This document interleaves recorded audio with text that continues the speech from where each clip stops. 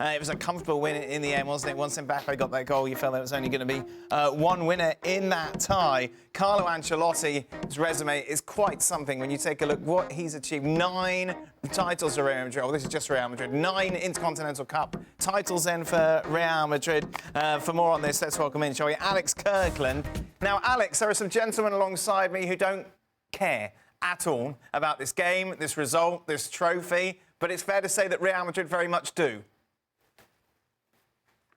Yeah, I think it's helpful, really helpful for Real Madrid with the season they're having to be able to say, look, so far, yes, we haven't been playing particularly well, but we've won 2 trophies already. Intercontinental Cup, they won the UEFA Super Cup, of course, at the start of the season, and there are more potentially to come. The next one in January, the Spanish Super Cup. So like I say, given the fact that it hasn't been a great season so far, they're still there or thereabouts, near the top of La Liga, and they've got 2 trophies in the bag. I think Madrid are always on a bit of a hiding to nothing with games like this in these tournaments because they're expected to win.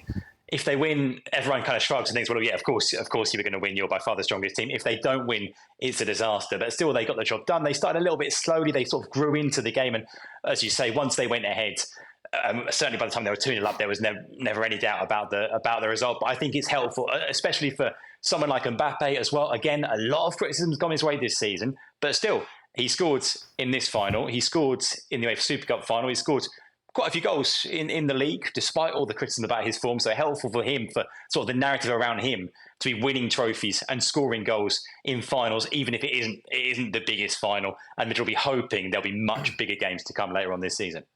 What about those fans from the outside looking in, Alex, going, oi, as a supporter, I will care about La Liga and I care about the Champions League. So why aren't you playing your strongest 11 against Rayo Vallecano, where you drop points in what's going to be a very close title race? And why are you fielding such a strong side in this tie, which really you should win even without the likes of Mbappe? Well, it's a final. Like I say, Real Madrid are all about finals and they're all about trophies. I think if he picked a weakened team in this game and they didn't win, he would get absolutely, torn apart by the press and by the fans and everybody else. It just wouldn't be acceptable. And there's no way you'll never see Real Madrid playing a final, a trophy, whatever the final, and picking a weakened team and not going all out for the win. And of course, you've got the Christmas break coming up, so there'll be time to rest then. There'll be time to rest players over Christmas.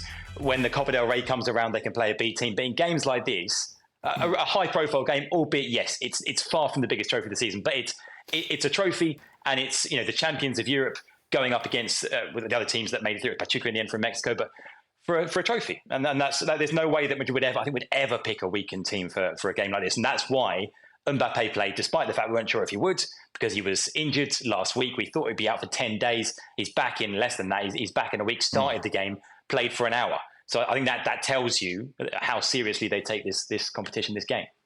Another trophy, as I mentioned, for Carlo Ancelotti. Is it fair to say he's the greatest Real Madrid manager ever, Alex?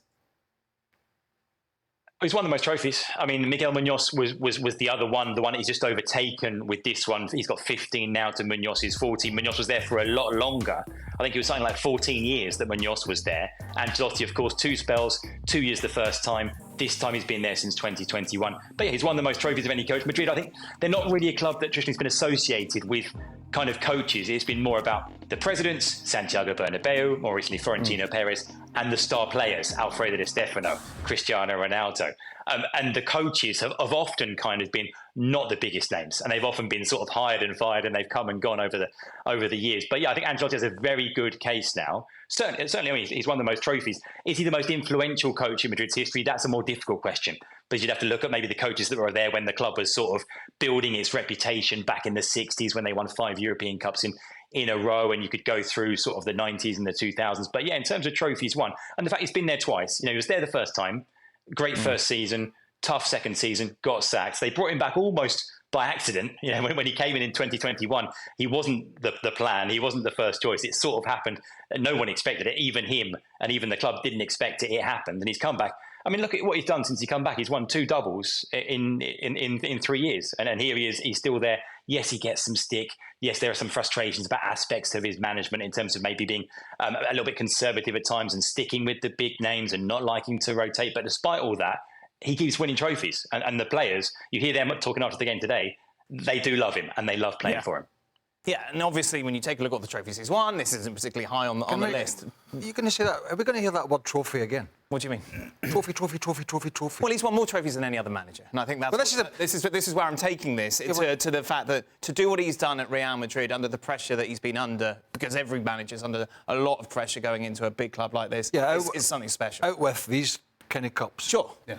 I mean, what we would consider proper. Yes, Champions League, La Ligas. You look at proper competitions, elite level. Yeah. This is not elite level, Pachuca. Yeah, magnificent.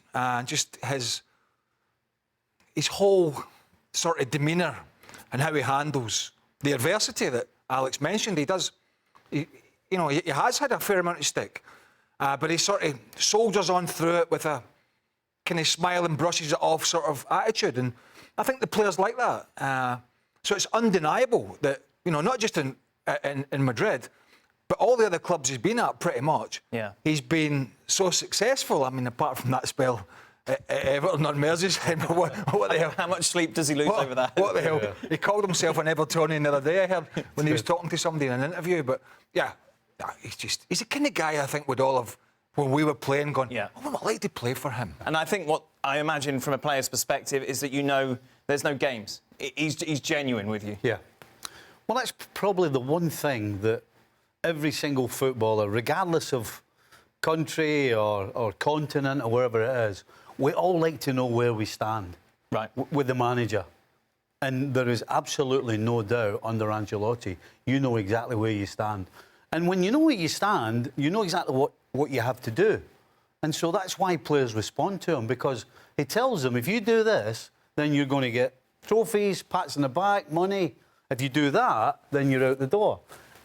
And as a player, you can't argue with that, and you respond to it. Do you remember when Liverpool won the Champions League in Istanbul from, was it 3-0 down? Yeah. And apparently, Rafa Benitez had several of the players in afterwards to basically go over how they managed to defend so poorly.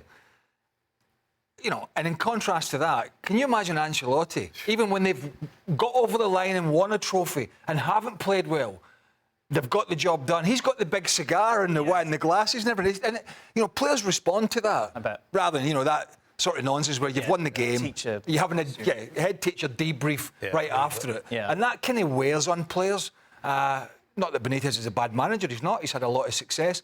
But that eventually wears on your players. Whereas Ancelotti, he's timeless, isn't he? Because whether it's a youngster or a more experienced player, he can work with them all.